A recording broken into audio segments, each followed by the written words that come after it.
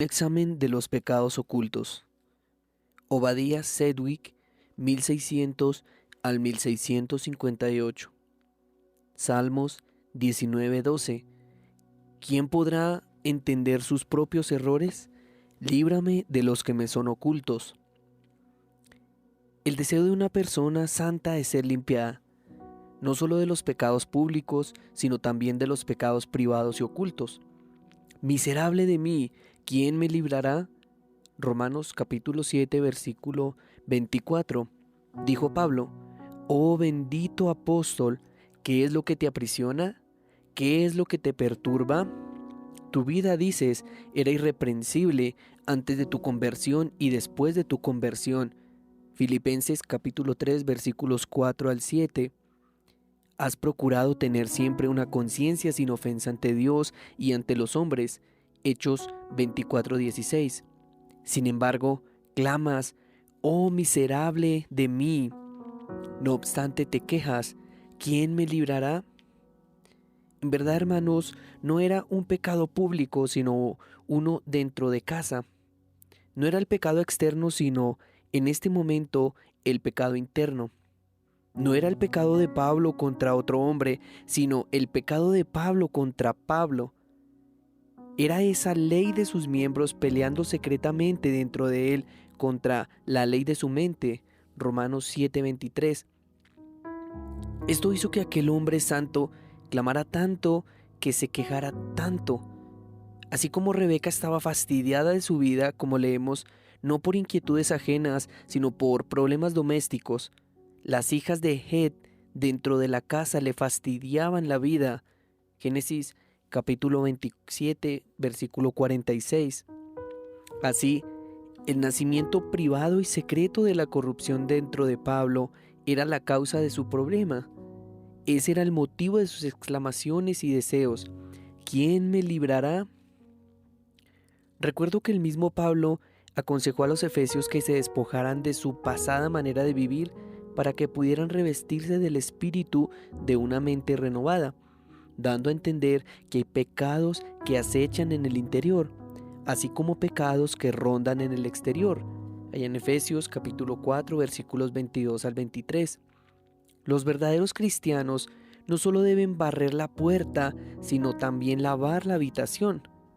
Lo que quiero decir es esto: no solo debemos despojarnos de los pecados que se manifiestan abiertamente en la conducta, sino también debemos trabajar para ser limpiados de los pecados que permanecen secretos y ocultos en el espíritu y en la disposición interior. ¿En qué sentido son llamados pecados ocultos?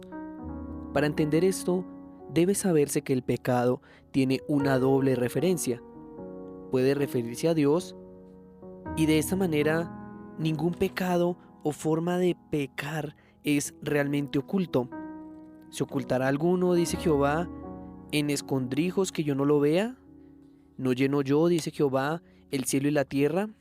Jeremías 23:24. Es cierto que los hombres malvados, en una locura atea, se imaginan a sí mismos y a sus caminos pecaminosos ocultándose de Dios. Ay de los que se esconden de Jehová, encubriendo el consejo, y sus obras están en tinieblas, y dicen: ¿quién nos ve y quién nos conoce? Isaías 29:15. Sin embargo, no hay nube, ni cortina, ni momento de oscuridad o secreto entre los ojos de Dios y los caminos del hombre, porque los caminos del hombre están ante los ojos de Jehová, y él considera todas sus veredas. Proverbios 5:21. Él habla principalmente de los caminos del adúltero que usualmente se traman en el más astuto secreto. Sin embargo, Dios ve todos esos caminos. No hay cosa creada que no sea manifiesta en su presencia. Antes bien, todas las cosas están desnudas y abiertas a los ojos de aquel a quien tenemos que dar cuenta. Hechos 4:13. El pecado puede referirse también al hombre. Y así, en efecto, el pecado se divide en, primero, manifiesto, y segundo, oculto. Ahora bien, a este respecto, el pecado puede denominarse oculto de diversas maneras. Primero, con respecto a la persona que peca, cuando su propio pecado, formalmente considerado, le es oculto a sí mismo. Hace una cosa que es realmente pecaminosa, pero para él no lo es aprehensivamente. Vemos esto en los ultrajes que Pablo profirió contra la iglesia en los tiempos de su ignorancia y que él no sabía que eran actos de pecado, sino que pensaba que eran acciones de un celo justificado. En ese sentido, todas las ofensas que pueden atribuirse, al menos a la ignorancia invencible, pueden llamarse pecados ocultos. Segundo, con respecto a la manera de pecar. Así, los pecados pueden ser llamados ocultos. Cuando están coloreados y disfrazados, aunque vuelan al exterior, sin embargo, no bajo ese nombre de pecado, sino revestidos con algunas apariencias de virtudes. Cuando se mantienen también alejados del escenario del mundo, son como el fuego en la chimenea. Aunque no lo veas, sin embargo, arde. Muchas personas, como las del libro de Ezequiel, cometen abominaciones en secreto, mientras la mirada pública no está sobre ellas. Él es pecador y actúa con la mayor vileza. Toda la diferencia entre otro pecador y él es esta. Él es un pecador, pero el otro admite que es un pecador. Lo mismo sucede con un libro abierto y un libro cerrado. El que está cerrado tiene las mismas páginas y palabras, pero las páginas del que está abierto se pueden ver y leer. Y tercero, cuando se ocultan no solo de la mirada pública, sino también de cualquier mirada de un mortal, la mirada carnal de quien comete los pecados no los ve con el ojo de la conciencia, pero no con el ojo del sentido natural. Incluso aquellas personas con las que se relaciona y que elogian altamente la naturaleza de sus caminos, no pueden ver las razones secretas y las acciones del pecado en su mente y su corazón. Hermanos, no todas las acciones del pecado son externas, no son visibles, pero hay algunas, sí, las más peligrosas, que actúan dentro del alma, donde la corrupción yace como una fuente y una raíz. El corazón del hombre es un esquema de maldad. Un hombre dice en su corazón: lo que no se atreve a decir con su lengua y su pensamiento, hará lo que sus manos no se atreven a ejecutar. Pues bien, el pecado puede llamarse oculto cuando es pecado y actúa como pecado, incluso allí en el corazón, donde nadie más que Dios y la conciencia lo pueden ver. Creo que el pecado es como una vela en un farol, donde el resplandor primero está dentro y luego estalla a la vista por los cristales, o como los forúnculos y humores ulcerosos, que son como las costras y las materias del escorbuto. Primero están dentro de la piel y después estallan a la vista en el exterior. Lo mismo ocurre con el pecado. Es un humor maligno y una lepra irritante, expandiéndose en varios actos y operaciones secretas dentro de la mente. Luego sale al exterior y se atreve a aventurar su práctica a los ojos del mundo. Aunque ese pecado nunca vea la luz, sigue siendo como un niño que está vivo, pero oculto en el vientre. Sin embargo, como ese niño es un hombre, un verdadero hombre está allí encerrado en ese marco oculto de la naturaleza. Así, el pecado es verdaderamente pecado, aunque nunca salga más allá del vientre que lo concibió y le dio vida. Pero, ¿cuáles eran esos pecados ocultos de los que David deseaba ser limpiado? No, eso no es un secreto. Él no presenta ninguno porque su deseo es ser librado de cada uno, pero ¿por qué nosotros deberíamos desear ser limpiados de los pecados ocultos, ya sea de acciones secretas o de motivos secretos? Te daré varias razones para ello. La primera, porque los pecados ocultos se convertirán en pecados públicos si no son purificados. Es con el alma como es con el cuerpo, donde las enfermedades primero se engendran y luego se manifiestan. Y si no las extirpas en su raíz, pronto verás brotar su fruto. Es algo como el fuego que se enciende primero en el interior de la casa y allí, si no lo sofocas, se abrirá camino para llegar al exterior. Entonces, la concupiscencia, después de que ha concebido, da a luz el pecado, dice Santiago 1:15. Amados, recuerden esto. Aunque el primer terreno del pecado está dentro del corazón, la propensión del pecado es salir al público. El niño en el vientre no presenta agonías más fuertes para salir de su alojamiento privado que el pecado secretamente forjado para volar a la acción abierta y manifiesta. Amnón estaba enfermo en las concepciones pecaminosas de la lujuria incestuosa. ¿Y qué alboroto hubo allí hasta cuando cometió esa villanía? Si un hombre se expone a contemplar y meditar placenteramente en cualquier pecado, esa misma acción interior de su pecado lo lanza a las aventuras exteriores o lo invita a ellas. Esto es lo mínimo que hace. Extrañamente, esto madura su inclinación natural. Además de esto, lo prepara para una tentación que se adapte a su manera. Satanás no necesitará tentar mucho a quien ya se ha tentado a sí mismo. Para el que obra el pecado en su corazón, cualquier débil oportunidad lo atraerá a su vida. 30 piezas de plata prevalecerán en un Judas codicioso, quien ya tenía el oro como amo en su corazón. Segundo, los pecados ocultos son los que más nos engañan.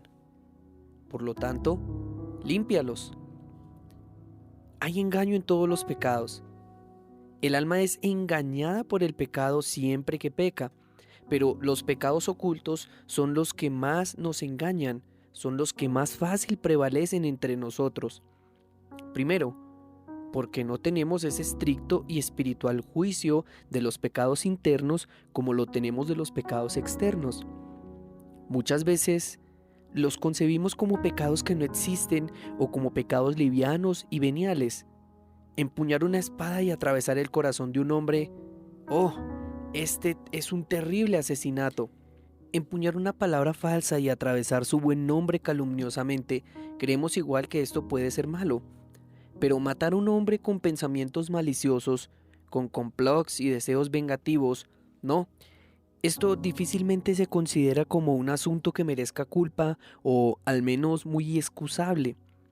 Amados, en la naturaleza del pecado está apoderarse del alma fácilmente, sin conmoción ni debate, y ningún pecado se apodera tan fácilmente como aquellos que apenas imaginamos que son pecados. Ahora bien, somos propensos a pensar que los pecados ocultos sean escasamente pecados. En segundo lugar, porque la mayoría de los pecadores evitan pecar en los aspectos externos. No cometen ni viven visiblemente en tales pecados porque no les gusta la vergüenza y temen al castigo. Pero, ¿cuáles son esos pecados ocultos que ninguna ley del hombre puede alcanzar y ningún ojo del hombre puede escudriñar? El pecado oculto, siendo invisible.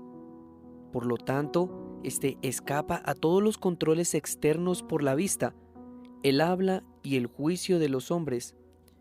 Tiene que atender principalmente a lo que dice la conciencia, que tal vez sea ignorante o esté adormecida. Y si habla, no se la tiene en cuenta. Ahora nota, de todos los pecados, mira más los que más fácilmente te engañan. Estos son los que más comete el hombre, los que más le afectan y en los que más tiempo permanece, puesto que por lo tanto los pecados ocultos se presentan de esta manera. ¿No es necesario trabajar para ser limpiado de ellos? Tercero, la fuerza del pecado está en el interior, por lo tanto, esfuérzate por ser limpiado de los pecados ocultos. Si un hombre tiene fiebre, de tal manera que su lengua arde en su boca y su carne se está cocinando con calor ardiente, sin embargo, la fuerza de esa fiebre no está en su espíritu ni en su interior. Ellos son incendiados por algún desorden enfermizo. Lo mismo sucede con el pecado. Aunque las acciones externas son bastante malas, las fortalezas están dentro del alma. Cuarto, el principal objeto de la mirada de Dios es la estructura interior y secreta del alma. Trabajad, pues, para ser limpiados de los pecados ocultos. Salmo 66, 18. Si en mi corazón hubiese yo mirado a la iniquidad, el Señor no me habría escuchado. Salmo 51, 6. He aquí, tú amas la verdad en lo íntimo. Por eso se dice a menudo en la Escritura que Él escudriña la mente y el corazón, la cual da a entender su observación especial de la estructura secreta. Es cierto que Dios acusa los pecados manifiestos. ¿Por qué? Porque no quiere que ninguno sea profano y asimismo emite acusación particular contra los pecados ocultos. ¿Por qué?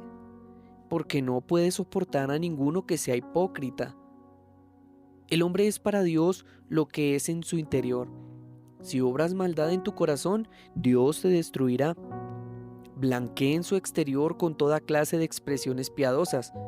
Si aún así pueden establecer una forma de pecar en su interior, no son más que hipócritas. El Señor los ve falsos y podridos, y Él mismo los desechará.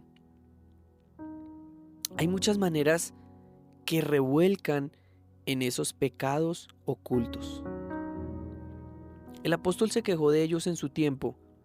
Efesios 5:12, porque vergonzoso es aún hablar de lo que ellos hacen en secreto. Habla de los que vivían en fornicación e inmundicias secretas.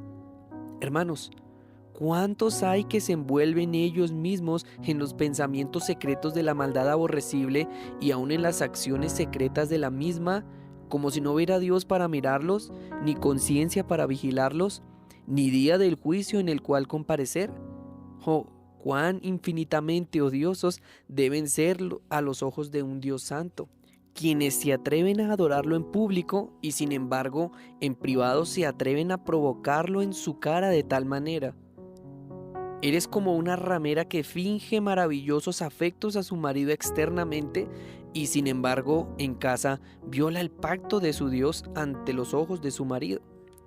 Así, ante la compañía, finges tanto por Dios y sin embargo en privado te atreverás a pecar delante de su rostro. Él te ve y tu conciencia lo sabe muy bien. Hay al menos 3 horribles pecados que cometes a la vez. Primero, ese mismo pecado que tanto quieres encubrir. Tal vez sea un pecado del más profundo tinte. Sí, fíjate en esto. Los pecados más detestables suelen ser los que se cometen en secreto, como los adulterios de Sodoma y esas terribles clases de contaminaciones, asesinatos y traiciones, etc. Segundo, la hipocresía, la cual es una pantalla para tu pecado, una cubierta santa para un corazón y una vida práctica impíos. Esto hace al pecador mucho más vil a los ojos de Dios, por cuanto no solo peca contra Dios, sino que arrebata, por así decirlo, algo de Dios para cubrir y paliar su rebelión contra Él. Un tercero es el ateísmo. Si no hay un ateísmo formal, sí hay un ateísmo virtual. Es como si Dios no fuera Dios en secreto, sino solo en lo público, como si Él pudiera ver solo en la luz y no en la oscuridad, como si su ojo fuera solamente como el ojo de un hombre, mientras que Él es un ojo universal y una luz sin ninguna oscuridad. Las ocasiones externas pueden inclinarnos a pecados ocultos. Amados, hay una trampa contra nosotros en casi toda la sociedad. Tenemos naturalezas tan viles que, así como una chispa de fuego enciende fácilmente una caja de yesca, solo una palabra dicha muchas veces enciende un mundo de pasión, de malicia, de venganza dentro de nosotros. Sí, el extravío de una mirada engendra en nosotros secreto desdén y descontento. Sí, El desvío de una mirada puede inflamar el corazón con un exceso de lujuria. No necesitamos entonces, juntando todas estas cosas, escudriñar nuestro interior para ver qué cuidado tenemos acerca y en contra de los pecados ocultos.